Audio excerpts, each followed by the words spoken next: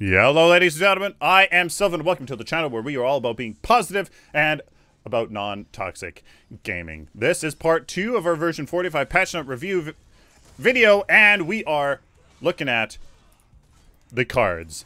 A lot of changes in here, and I like a lot of them. So all cards, minor visual improvements to overhead card pop-up animations to make that a little bit more clear, and where cards were targeting modes were being cancelled when bound to circle button on PS4. So a little bit of a good fix there for the PS4 players. Chaos Deathcrawler fixed an issue where Deathcrawler would no longer function after being swapped to a different card shot while dead. That threw games for me, as Revenant as Deathcrawler was completely useless. So really happy that is, that has been fixed. There are a lot of other cards that also had this effect, so let's hope that those have been fixed as well. Pressure Hunter increased bonus damage per vitality differential from 2.5 to 3. What? So there is a 20% buff, and which is absolutely just unreal, probably because it didn't do enough, especially when they fixed an issue where bonus damage was being triggered by damage over time effects. So this means to me, ladies and gentlemen, that Pressure Hunter they do intend Pressure Hunter to work as it says. So it's literally bonus damage to anything, to abilities, to basic attacks, to everything except damage over time effects. So it is intended to work with Twin Blast's ultimate. You know, the 30 projectiles that you get 30 instances of bonus damage from Pressure Hunter. But somebody like Zinx's Kitty Claws does not get it, as it's a damage over time effect. So it is literally bonus damage, which kind of means to me, if you wanted bonus damage, maybe if we want casters to use it, rework Pressure Hunter a bit. Reduce its 7 agility cost to maybe a 2, 2, and 2 to make it, a little bit of agility, a little bit of vitality, which does take some potential out of it, but make it some knowledge so that even casters could go for it as long as they kind of spend a few things, or make it something like 3 agility, 3 knowledge, something like that, because it does work on abilities, hence knowledge. So that is my suggestion there, but I mean, still, it's going to be the tank buster, absolutely, for carries for sure, especially with that 20% buff. I'm going to have to redo that math because, oh boy, Pressure Hunter and OPD Militia, 100% down, is going to be the highest DPS in the game, especially against tank. Thorn Diomi can no longer be activated while stunned. It kind of sucks, but hey, I mean, you didn't use it before you were stunned, so I guess too bad for you. And improved audio feedback for enemies hit by reflected damage. Just make it a little bit more clear. Clarity is good. Clarity is good, and especially the visual clarity. So there you guys go. I do like that change, to be honest with you, for Thorn Diomi. Death, Awaken the Emmerich no longer grants health regen, but instead maximum health.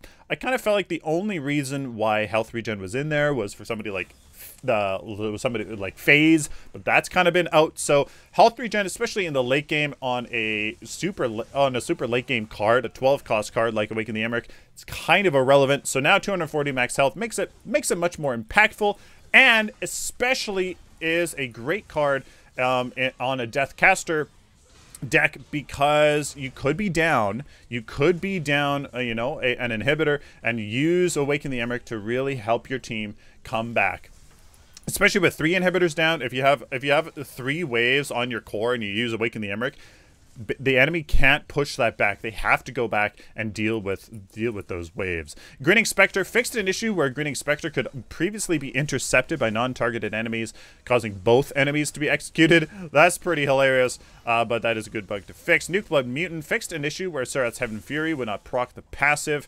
Obviously that is important, as it is a ability. Reworked Numbing Rogue, and this is huge. Numbing Rogue was a ubiquitous tank option, especially in the solo lane, as you go Death for Possessed Sprykin, which no longer grants power, by the way. We'll get to that. And it has been reworked much, much better. 100% better. Absolutely, and it's a new active ability called Sylphin Speed. What happens is each of the next 5 basic attack hits within 10 seconds steals 8 attack speed from enemy heroes, giving it to you. Lasts 5 seconds, costs 50 mana on a 30-second cooldown. The attack speed debuff aura has been nerfed from 20% to 6%. Much, much better. Not only, you know, do you basically give your team like a 30%, you know, 30% damage, not mitigation, but damage reduction from basic damage, because you're reducing the basic damage DPS of all nearby enemy heroes, which is insane value on just one card on one person because the passive doesn't stack. Now you have to pick the target that you really want to reduce attack speed from in order to get true value that it used to have. So you now have to hit your target that you want in order to gain true attack speed, debuff. That is phenomenal. Numbing Rogue is now going to be something that, you know, you want on frontliners that really gotta go. They got to dive in that back line. They got to stick onto target. So somebody like Rampage, it will definitely be able to use Numbing Rogue really quite well. He has, you know, Reflexive Purify will work really well on him. Plus his ultimate, it'll just be regenerating health. So you can just stick on somebody with a constant rumble to slow and the stun. They're going to work really well on him. Other frontliners that can't necessarily stick onto people so much may not be able to use this. I love this rework. It's not a ridiculous value for your entire team, which is really, really good. Possessed Sprykin, the most busted card in the game, hands down, especially obviously in competitive play and high MMR play, no longer grants power. It is all about sustain, power, and health regen. That is all it's about. It is a handcrafted card for that solo lane. If you really want it in the mid lane, I would not suggest it anymore. The power doesn't get multiplied by your high ability multipliers anymore. It's not, you know what? If you really want it, absolutely. Somebody like Shinbi can use it. Maybe Countess can use it. But you know what? I love this. Love this change. If you are somebody in the solo lane that doesn't have good sustain, this is now it's a relevant card that does what it's meant for and is hopefully not overpowered anymore, because power can be multiplied and gets tremendous value all over the place. Love this change. I think this honestly is one of the biggest changes to high MMR play, competitive play, that we have seen in a long time. This single-handedly changes the game for me, in my opinion. Absolutely huge. Thank you, Epic. Thank you, thank you. Vampiric Blade, improved visual clarity. Hopefully you'll now see when somebody uses it. Not only is there that audible cue, which I think you actually just heard in the replay there, but that will make it very much more obvious. Warlock's Burden, no longer able to be interrupted, and there's a theme that you'll see here with Withering Shadow as well. Stuns and silences will no longer automatically cancel and toggle off the card. It's really hard. Is a card an ability? Is it susceptible to stuns and silences? They're taking the approach that it's not, and I kind of like it, because that'd be really hard to balance cards with cooldowns if they are susceptible to stuns and silences. Kind of like it. I kind of like it. Again, I don't know. I'm not a crazy MOBA professional, designer, blah blah blah. But I like that from this perspective. So I like it, to be honest with you. Wicked Riposte, reduce the mana cost from 75 to 50. It was a little bit high, but more importantly, reduce that cooldown from 90 seconds to 45. We have Purify, much more viable now in Death with Wicked Riposte. It is absolutely much more better now. It is an option. Wraith, pick up Wicked Riposte. Have that deck just waiting for Wraith, especially because he didn't get a nerf. I think he's even more viable now in the carry role because Sparrow was nerfed.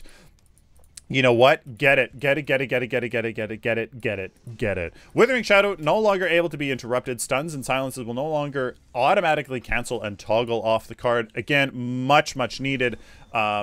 it kind of, you know, you just get stunned constantly, and the stun in with so much stuns in the game, it would just be toggle off and you have to toggle it back on, but there was an internal cooldown, so I really do like that. Growth. Coursing Zephyr reduced the mana cost from 75 to 50. Great, as it's another Purify card. Reduced the cooldown from 65 seconds to 35 seconds. 110,000%. You need that card. It'll even work on Trapper. So once you're really, like, once you're getting, you know, you're just waiting for that root to kind of come, you can wait till the higher, till it, you know, stacks a little bit higher, and then you can use Coursing Zephyr as basic armor to really help you, you know, deal with the damage from basic attack dealers who usually have Trapper, or, you know, or even just Wraiths back it up. Reduce mana cost as well, so you can use more often. Love it. Absolutely need this card. Is an option in your growth, you know, kind of either tanky decks or just fighter decks. Flame Ascension no longer grants attack speed. It's nuts. Not only did it help you with the tremendous snowball effect that Fangtooth provides by securing it, but also give you attack speed. So this is, I think that is honestly a really good move. And now it is hyper focused. If you really want those objectives and to secure those objectives, that is the card that does that. 100% love this. Growth Totem, also nerfed. Thank you very much, Epic. Absolutely love this change. Growth Totem reduced health gain per minute from 20 to 18, a little bit, just 10%, but that goes a long way. And reduced the power gain per minute from 0.76 to 0.65. I love this. Love this, love this, love this. No longer, I mean, it has kind of fallen off in the past month or so, but finally, I mean, growth is no longer ubiquitous, ladies and gentlemen. It is not. And you know what?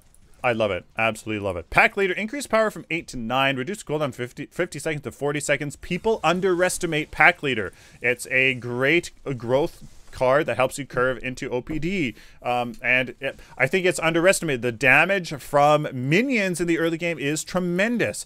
Don't underestimate it now that it's a little bit better with the power and the reduced cooldown.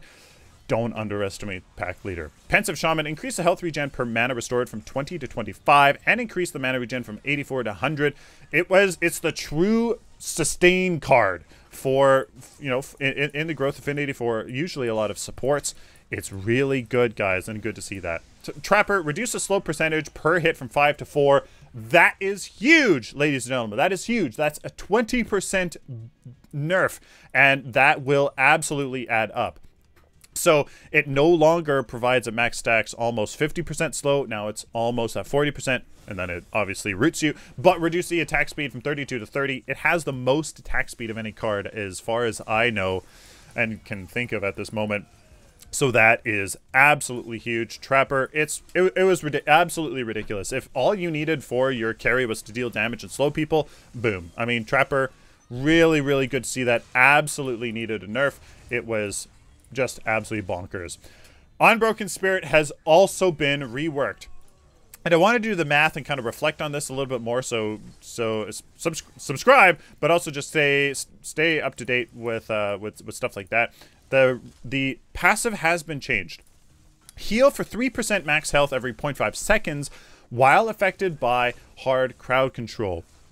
So no longer is it 2.5 health for every second for 3 seconds. Now it's 3% every 0.5 seconds while affected by hard crowd control. So per second, the per second value has increased more than twice, but it depends on the crowd control that you're hit by. You know, so the more serious the crowd crowd control, the more you're affected by Unbroken Spirit. The less, pardon me, the less serious the hard crowd control, the less you're affected. And I absolutely love this. It punishes super duper hard control that much more. But if you just get a little micro stun, you know, you don't profit health a crazy ton amount. So that is going to be really hard to do the math for. But I absolutely love this. So Unbroken Spirit. Really, really love this, and I think, honestly, it will be a buff to the much more serious hard crowd control that's out there, especially a Gideon ultimate. Can you guys imagine that? 6 times 3, what is that? 18% of your health just by getting hit by a Gideon ultimate. Love it. Knowledge. Obviously, some changes in here as well. Arcane Dancer, increased max health from 205 to 255.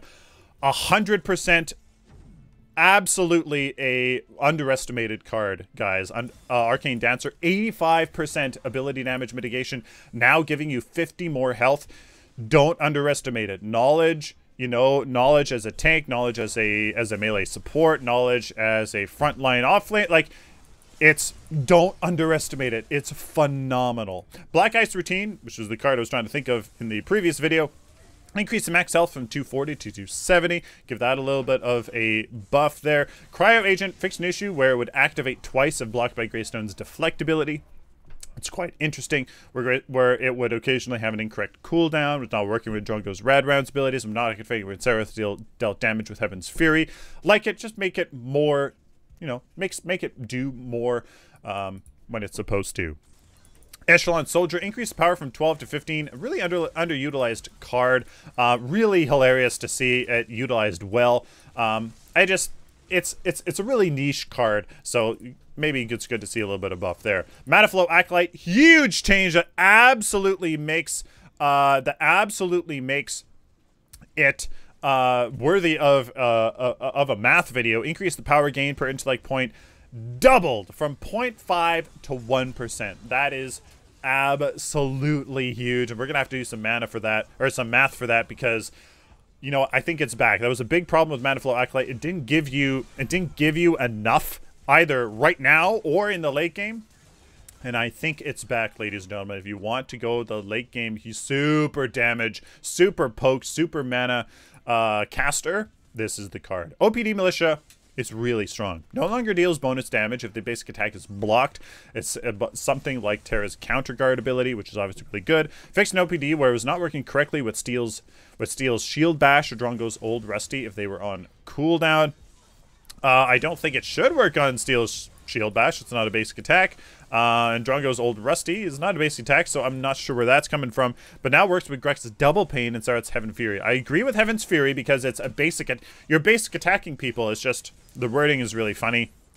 And the Grux Double Pain, I don't agree with that because it's just basic damage. It's not an actual...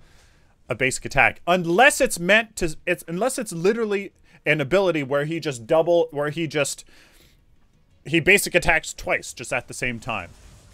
Do you kind of get what I mean? If that's the case, and you get a multiplier because it's at both at the same time and he powers up or something like that, it's whatever, then say that. I think that just needs to be more clear, where, you know, Grux Double Pain. Grux uses 2 basic attacks at the same time to deal this damage, blah, blah, blah. I think that would go a long way in just kind of clarifying that. OPD Militia works on Double Pain. Oh my goodness. OPD Militia, Deathcrawler, alted Grux's Double Pain. Rip any squishy hero. That's insane. Power Tap can no longer be activated while stun. Probably just a weird thing there. Reworked Shipyard Scavenger. It's actually viable now. Picked Clean is the new passive. After killing an enemy unit, your next basic attack deals 25 bonus damage. Remove that lone bonus gold passive. It's not about getting gold and, you know, being a sneaky hero killer. You get bonus basic attack damage. So in the solo lane, especially, again, going towards an OPD Militia build or something like that, when you kill an enemy, you go and boom, you can deal some extra damage on the enemy duo with the poke attack. Really utilize those last hits in lane and poking at the enemy. It's really interesting card now. Even in the mid lane, even in the solo lane, anything really. I mean, really interesting rework there. Don't underestimate that 25 bonus damage, especially in the early game when your basic attacks are only doing 50 damage anyways. Remember that. Stasis Rune increased power from 14 to 16, so a little bit bonus there. Now grants 12 basic armor all of a sudden, so it is definitely a more defensive option if you need it, especially for a lot of casters, to be honest with you. They just need that Stasis Rune just for a few moments to mitigate a lot of, you know, CC and damage, and then they are fine. So I really do like that change there. Static Trap, where it can only be placed 1 at a time. It's meant to place more than 1 down at the time. Thaumaturge increased maximum mana from 105 to 155. That extra 50 mana is not going to honestly feed much into its own passive too much, so not too big of a deal there. Wetwire Virus, increased ability armor from 18 to 24. Help that just be a little bit more of a tanky, supportive card that I think it is honestly meant to be. Order, Domain of Stillness, increase the power from 16 to 20. Maybe it's kind of meant to be a little bit more of a damage card with this, with a kind of a team utility sort of option in there. I like that. Hopefully we'll see a little bit more of that very interesting card in play now. Form of Grubbish, improved consistency and feel when being knocked back while morphed. Okay, and Lamplighter, fixed an issue where players could still place wards after unequipping Lamplighter. Wow, that is a good issue that needs fixing. Gems, Onslaught, fixed an issue where the cooldown of Steel's shield bash ability is not being reduced correctly. Spell shield and improved visual clarity. So that's good. Gems, there's some other suggestions out there that I have for gems, but this is not the time or place. The UI status effect area will now correctly track events that are stacked while active, always reporting the expected end of the effect. Minor visual improvements to the draft lobby, the deck builder gem selector card screen, etc., etc. Monolith, some changes to the AI. Basically, they're just improved, and honestly, that is really important, you know, for onboarding. Because people usually don't go straight into PvP, really will help with onboarding. We'll now place a hard priority on attacking Fangtooth, now or more aggressive when finishing off the enemy core. Now attempt to end the game without necessarily having to take down all 3 inhibitors. Improved behavior of jungle AI, behavior of recalling, flee behavior logic, ability unlock order, etc., etc. Tutorial, really important right now. Really important to accentuate that. Onboarding, minor improvements to pacing, delayed to respawns, brought minion tower health numbers more in line with normal PvP. Polish and bug fixes, minor fixes and improvements to map collision visual consistency. I've really been noticing some collisions around towers, and it really kind of messes me up sometimes. If players use Shield of Zetchin, their own targeting abilities will no longer be interrupted by the buff's explosions. That has killed me many times before, and it's really annoying, so great to see that out of there. Improved interaction with the area of effect crowd control intersects with tower collision. So, like, sometimes you would put a Hoarfrost down, but if it hits the enemy tower, and like, it's just really weird interaction. So hopefully that is gone. Fix a potentially exploitable ledge near both gold Grubbish camps, which we'll get to in a minute here. Fix an issue where banners are blocking the hero spawn and the hero camera at spawn, blah blah blah. Some updated names for jungle minions. It's now a Grubbish. Red River buff is the Grubbish amplification of abilities. Orange River buff is now the Stinging Grubbish, as a stinging basic attack damage over time. The Blue River buff, Swift Grubbish, the movement speed orb. Purple River buff, now the Shadow Grubbish because of the Shadow Plane, etc. Previously, Color Guardian, Aqualine buff is now the Healing Grubbish, as it gives you health. Gold Lane Grubbish, Gold Grubbish gives gold. Green buff, Zetchin's Guardian. Black buff is Hunter's Guardian. Zetchin, as it explodes, deal damage. I'm not sure what the lore connection is there. Black buff, Hunter's Guardian, is just Hunter because you can see people and slow people down. Small white jungle minion is a Sentinel, and the large white minion is an elite Sentinel. So we're getting names for these things. They're Sentinels. Sentinels of Agora. Sentinels to guard something, to, we don't know. Very interesting. Little bit, you know, the lore is coming out. Polish, fit and finish is all coming together here. Sentinel and elite Sentinel, very interesting there. Loot crates have been updated. Go check that out. And there we go. There's the card and gem changes, guys. I love this. Absolutely love this. The biggest one here, in my opinion, is Possessed Sprykin. No longer completely defines competitive play, I hope. It now just gives health and regen. You know, power doesn't run crazy on casters, on fighters' abilities, on tanks' abilities, etc., etc. Absolutely love it. Love it. Numbing Rogue, that's a huge one as well. And you know what? I love it. There's really good changes in here. Is there more to happen? Absolutely. But you know what? coursing Zephyr and Wicked Repose. That's huge changes as well to make Wraith, to help against Wraith, especially when they didn't nerf him. Growth Totem, love to see this change. Trapper is gigantic. That I think brings it a little bit more in line. It needs to be effective because that's kind of what it's supposed to do, right? But it was a little too effective, and I love that change. Rework the Unbroken Spirit. That is a huge change as well. And that really should make it a little bit more relevant, not completely overpowered, especially against a Crunch when he's just like, stun, stun, stun, stun, and you're just like regenerating health. You can't kill somebody because of Unbroken Spirit. It makes it focused to what it's meant to do and meant to combat. So, love this change, guys. Is there more? Yes. And I'm going to have a whole video of all of my suggestions out in the future. So please let me know down in the comments what you guys think of this patch. Please like this video, like it, dislike it, share it. You can, of course, guys, subscribe. You guys like this content, especially if you found it useful. Hit that subscribe button to get notified of any content in the future, and hit that bell button. Apparently, we need to say that now as content creators because it's not going into your feeds or your subs. So hit that bell button if you actually want to be notified of when videos come out. Check the video description released to my website, merchandise store, and Amazon affiliate link, as well as on my social media. Huge shout out to my Patreon supporters, YouTube sponsors, Twitch subscribers. All of you guys go out of your way to help me make these videos possible in these trying times. Thank you very much. And please remain positive and optimistic.